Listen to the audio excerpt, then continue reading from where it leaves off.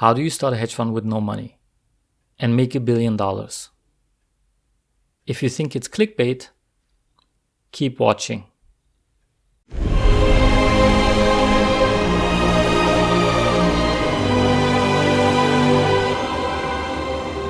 Just as an FYI, what I'm about to share is not meant to be a blueprint or a how-to guide. It's just my personal experience, so your approach and results may vary. Now with that said, let's start with the 5 elements to launch a successful hedge fund. You will need pedigree, a track record, an investment strategy/process, a team, and of course outside investors. If you don't have all these elements already in place, don't even think about starting a hedge fund. At least that's what everyone will tell you. The thing is, I didn't have pedigree, a track record, a team, or outside investors. All I had was 2 desks, an investment strategy, a process, and a single mission. So that's how I launched my firm back in 2014. Early on, we gained some recognition as the first activist investor in Turkey and the first Turkey-based investment team with a global investment portfolio and an international investor base. In our first year, our portfolio companies generated over $1 billion in shareholder value for investors. Today, we still make the bulk of our money on the long side of our portfolio. But what ended up happening is that our short targets put us on the map, which is why most people mainly know us for our $64 billion BAT short. Our clients include some of the leading single and multifamily offices in the world, managing around $20 billion in assets. Again, I should note I had no pedigree, no track record, no team, no outside investors when I started 4 years ago.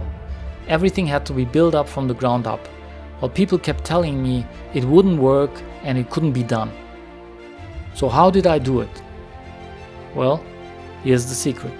If you're like me and you don't have the 5 elements already in place, what you do is you scrap the hedge fund idea.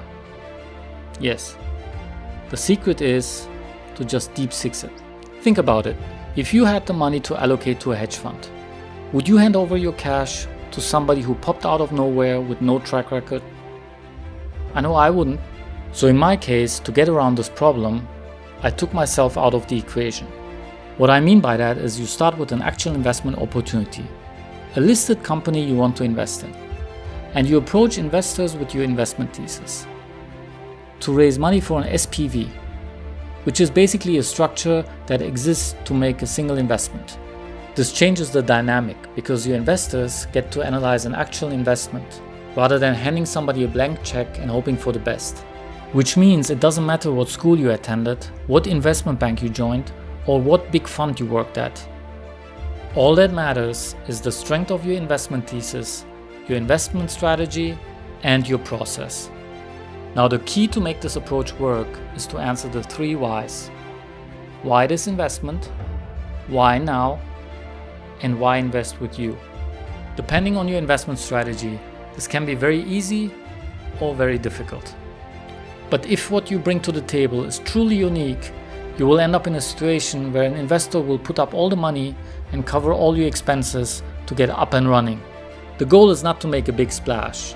The goal is to build a track record and credibility, which is what attracts talent and investors. The more traditional route, of course, is to just go out there and launch a hedge fund. It's possible, but without experience and an industry profile, you'll just end up banging your head against a lot of walls.